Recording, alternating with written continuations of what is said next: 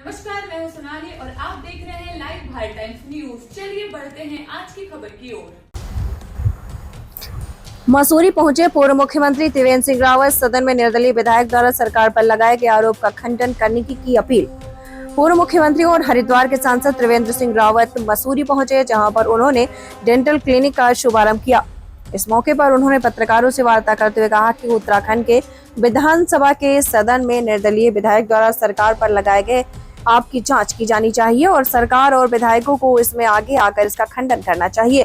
इन्होंने कहा कि प्रदेश में पुलिस व्यवस्था पूरी तरीके से फेल हो चुकी है। इसको लेकर पुलिस को निर्भीक होकर काम करना चाहिए। अपराधियों में पुलिस का डर कायम होना चाहिए। उन्होंने कहा कि उत्तराखंड पुलिस को पड़ोसी राज्य से सीख लेनी चाहिए। विधानसभा सत्र के दौरान निर्दलीय विधायक उमेश कुमार ने 500 करोड़ में सरकार गिराने के बयान पर पूर्व मुख्यमंत्री और हरिद्वार सांसद त्रिवेंद्र सिंह रावत ने कहा कि उत्तराखंड की पूरे देश में उत्तराखंड के लोग ईमानदार और अपने मान मर्यादाओं में रहने वाले लोग होते हैं।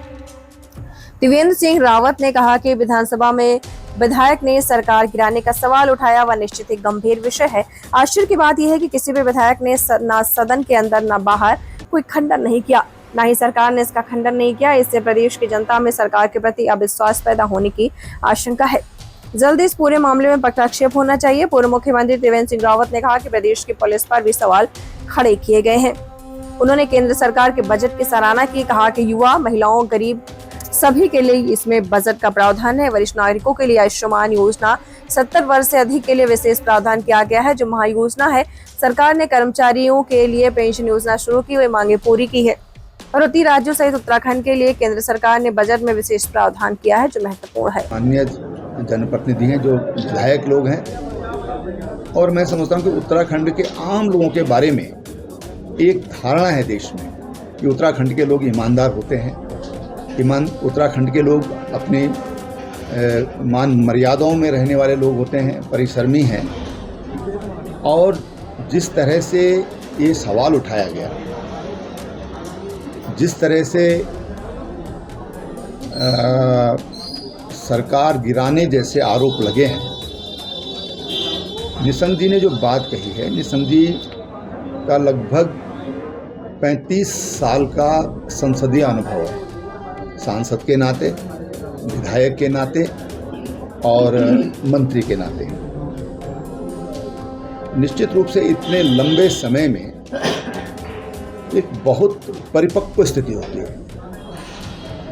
और उन्होंने जो सवाल उठाए हैं, एक तो मैं ज़रूर कहना चाहूँ कि उनसे मेरी इसमें 100% सहमति है। दूसरी चीज़ जो सबसे गंभीर इशू है कि किसी भी विधायक ने न सदन के अंदर न सदन के बाहर अभी तक इसका खंडन किया है। किसी भी विधायक ने, न सरकार ने किया है। जो सरकारी सदस्य हैं उन्होंने भी नहीं किया, जो गैर सरकारी सदस्य हैं उन्होंने भी इसका कहीं पर भी कोई खंडन नहीं किया है। और निश्चित रूप से इससे एक आशंका जनमानस में जा सकती है। यद्यपि जिस व्यक्ति ने ये सवाल उठाया है वो कोई विश्वसनीय व्यक्ति नहीं है, और नहीं अनुभवी व्यक्ति है, और नहीं उसको उत्तराखंड के सरोकारों से कुछ लेना देना है। लेकिन फिर भी अगर विधानसभा में कोई बात उठी है, वो सदन की कार्रवाई का हिस्सा बना है, तो उस पर उनसे ये पूछा जाना चाहिए कि आप प्रमाण प्रस्तुत कीजिए। आप उत्तराखंड को, जो बहुत शांति प्रिय है, जहां आपस में बड़ा विश्वास है, इस विश्वास को खंडित करने का काम कर रहे हैं, या तो आप इसके प्रमाण दें। दूसरी बात यह है कि हमारी इंटेलिजेंस क्या कर रही है। क्या इंटेलिजेंस ने सरकार को इसके बारे में बताया नहीं? तो ये सारी बातें होनी चाहिए। मुझे लगता है कि अब समय आ गया, क्योंकि लगातार ये विषय बनता जा रहा है, इसका पटाक्षेप होना चाहिए। ये जरूर है कि उन्होंने जो भी बातें कही हैं, अगर विधानसभा अध्यक्ष उसके प्रमाण मांगती तो अच्छा होता। अपराध बढ़ रहे हैं, मुझे खुलकर स्वीकार करने में कोई आपत्ति नहीं है। पुलिस को पुलिस का काम करना चाहिए। मैं कहता हूं पुलिस सरकार की भी होती है और नहीं भी होती है। पुलिस को निरपेक्ष से काम करना चाहिए, अपराधियों पर सख्त कार्रवाई चाहिए जिसके लिए पुलिस बनाई गई है।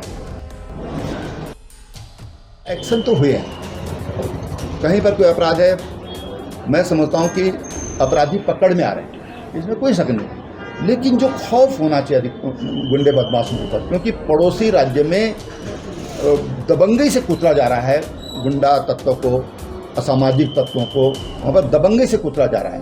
वो इधर शेल्टर कर रहे हैं, लेकिन चोर चोरी से जाए, बोलते हैं ना, क्या बोलते हैं, चोर सीने जोर से न जाए, तो उनको यहाँ शेल्टर मिलता है। यहाँ भी खौफ पैदा होना चाहिए पुलिस का कि अपराधी यहाँ घुसने की हिम्मत न करे और उसको लगे कि मैं घुसूंगा तो मैं सुरक्षित वापस नहीं जाऊंगा, ये लगना चाहिए।